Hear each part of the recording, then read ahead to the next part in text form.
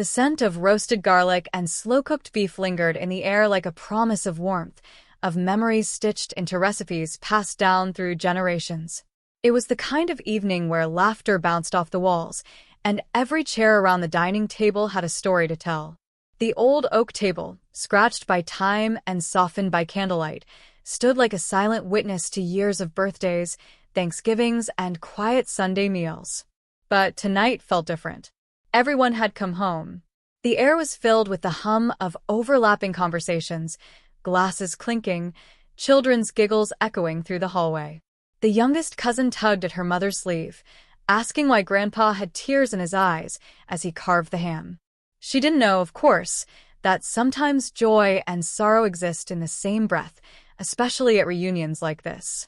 The father, once a tall, proud man now slightly bent by age, sat at the head of the table. His voice, though softer than it used to be, still carried the authority that once made his children sit a little straighter. He watched them now, grown, scattered across cities and careers, yet gathered here like the spokes of a wheel returning to the same hub. Plates passed, wine poured, the meal unfolded in warmth. Stories resurfaced: who broke the window that summer, who cried at graduation, who still added ketchup to everything. There was laughter that came from the gut, and moments where eyes met across the table, holding decades of silent understanding. No one noticed the subtle shift in his expression, not at first. No one saw the slight tremor in his hand as he raised his glass. The room was still glowing with comfort and celebration when he cleared his throat, ready to speak. And that's when everything began to crack. He stood slowly, the room quieting not because anyone expected a speech, but because when a father rises at a family table, something ancient stirs: respect, curiosity, perhaps even apprehension. His hand trembled just slightly as he lifted his wine glass, eyes scanning the faces before him. There was pride there, surely. But something else, too, something colder, buried deep in the lines around his mouth. "I want to say," he began, his voice gravelly but clear, "how proud I am of my children."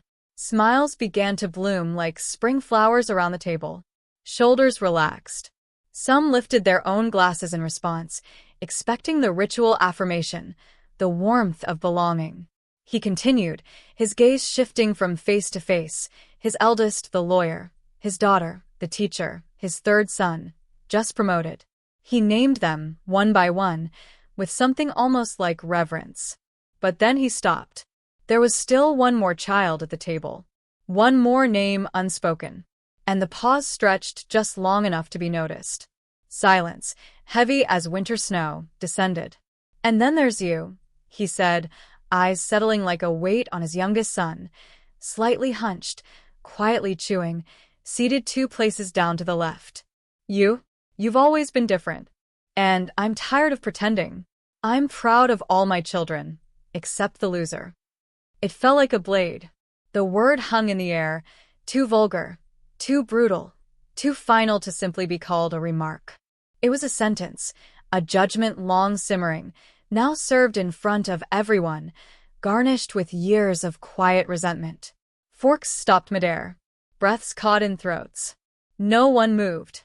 The youngest son sat frozen, eyes flickering from his father's face to the wine glass in his hand, as if trying to understand what had just been carved out of him.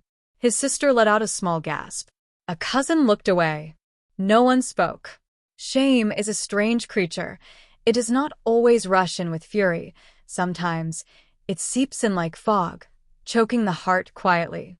His face was unreadable, a mask not of indifference, but of someone retreating behind thick walls, trained over years to feel small, to expect less, to absorb pain in silence.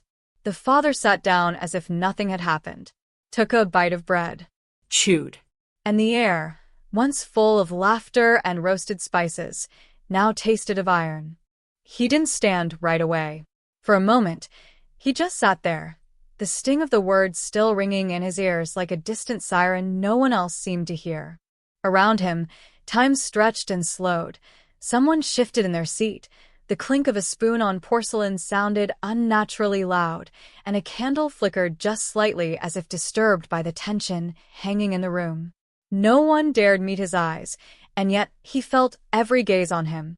Not direct, but sideways, furtive, apologetic in the way people apologize when they're too afraid to speak. His fingers found the edge of the table, steadying not his body, but his soul.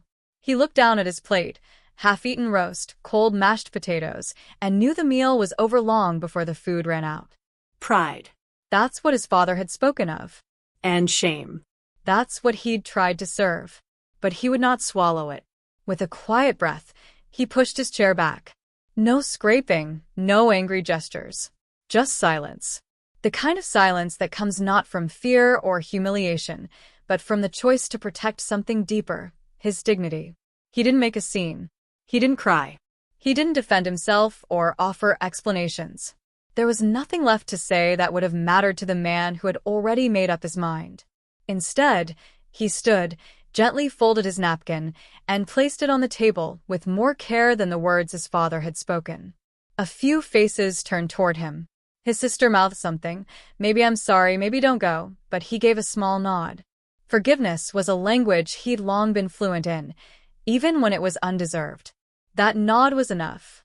He walked out of the dining room with the kind of poise that comes from carrying years of quiet strength. Past the hallway photos where he was always the one standing at the edge. Past the coat rack. Past the laughter that once echoed in his childhood ears like a promise. He opened the door slowly. The night air greeted him, not cold, but crisp, like a breath of truth after a room full of smoke. He didn't slam the door. It clicked shut like the ending of a chapter. Behind him, they would return to their meal, perhaps try to pretend, to patch over the rupture with desserts and half-hearted conversation. But he walked down the driveway with nothing but his jacket, his keys, and something they hadn't managed to take from him. His self-respect. The wound didn't begin at the dinner table. It had lived there long before. The fracture didn't split open in that moment. It simply revealed itself, like a crack beneath the surface of glass that had been spreading quietly over time, invisible until the light hit it just right. His father's words were not a spark. They were an echo of years filled with glances that didn't linger, conversations that never reached beyond the surface, phone calls that felt like obligations, praise that was rationed like a rare commodity, and always skipped over him. He could trace the silence back through the chapters of his life. School awards never framed. Achievements shrugged off. The small victories, getting up after failing, enduring when others gave up, helping when no one asked, that went unnoticed. His siblings had always been the stars, orbiting brightly in their father's eyes. And him? He was the space between. Present, but invisible. It wasn't resentment he carried. It was confusion. The kind of confusion that turns inward.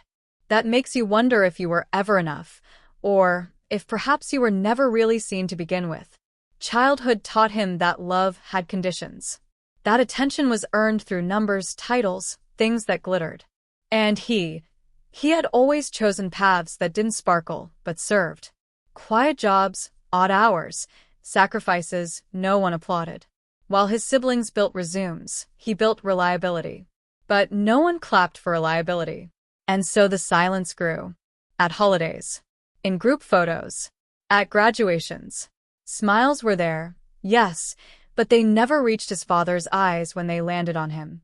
He remembered birthdays where the card came late, or not at all. The way compliments would float across the room, touching everyone but him. It was never cruel, never obvious. Just cold. Just absence. By the time that dinner arrived, the damage had long been done. What shattered at the table wasn't the bond. It was the illusion that there had ever been one. His father's cruel remark didn't break him. It confirmed what he had already begun to accept in quiet corners of his mind. That some people love only the versions of you that mirror their dreams, not the truth of who you are. So he didn't leave because of one insult. He left because he had stayed too long in a house where he had always been a guest in his own story. And as he walked away that night, he wasn't fleeing hurt. He was finally stepping out of the shadow of silence. The door closed behind him with a soft click, not a slam, because rage had no place in his departure. What followed was not an escape, but an arrival. Outside, the night was still and steady, the kind of stillness that feels like it's been waiting just for you. The wind nudged his coat gently, as if to say you did the right thing, though no one else had the courage to. For a moment, he simply stood there on the front steps, letting the chill settle into his bones. Not because he was cold, but because it reminded him he was alive, that he could still feel, that his spirit hadn't been numbed entirely by years of invisible injuries. He looked up at the stars, silent, unwavering, distant, and he realized how long it had been since he had truly looked at anything for himself. There was no grand plan, no declaration, just a breath. One long, quiet breath taken not for survival, but for self-respect. He walked to his car slowly. Each step was a kind of shedding, a farewell to every moment he had stayed quiet to keep the peace, every instance he had smiled while swallowing hurt, every time he had lowered his voice so others could raise theirs. He had become fluent in disappearing, in bending, in being useful rather than seen. But tonight, something shifted. Not in rage, not in rebellion, but in resolve. Sometimes, leaving isn't about anger. Sometimes it's about choosing your own company over rooms that erase you.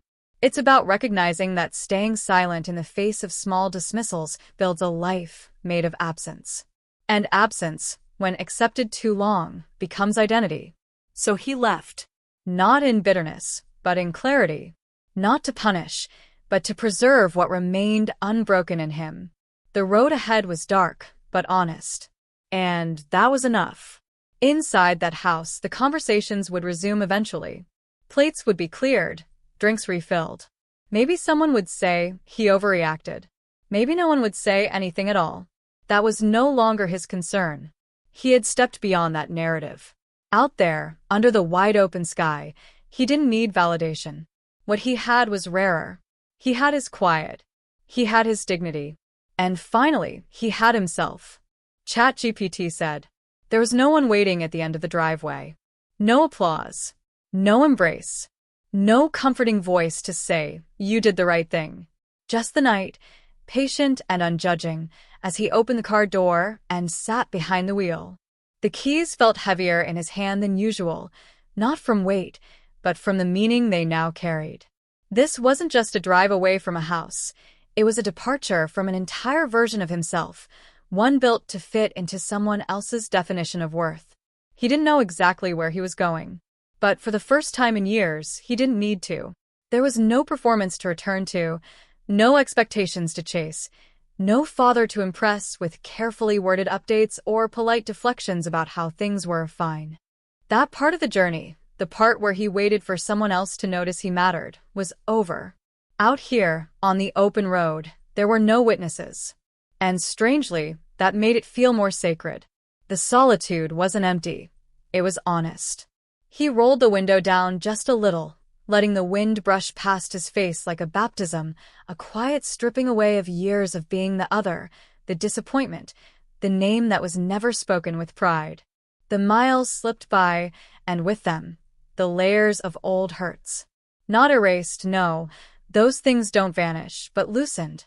What he felt wasn't triumph. It was gentler than that.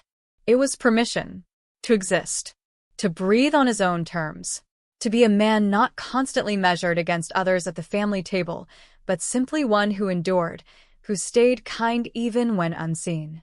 He thought of all the years he had molded himself into something smaller, more acceptable. How he had dimmed his own fire just to make others more comfortable. And how, tonight, he had finally chosen discomfort over dishonor. He didn't post about it, didn't text anyone. There was no need for validation in the form of likes or sympathy. The real change had taken root deeper than that. It was in the way his shoulders dropped, the way his grip on the steering wheel softened, the way he no longer rehearsed conversations in his head he'd never get to have. This new road held no audience, no critics, no stage. Just a man, quiet and bruised, yet unbroken, reclaiming his own name in the silence. And that somehow was enough.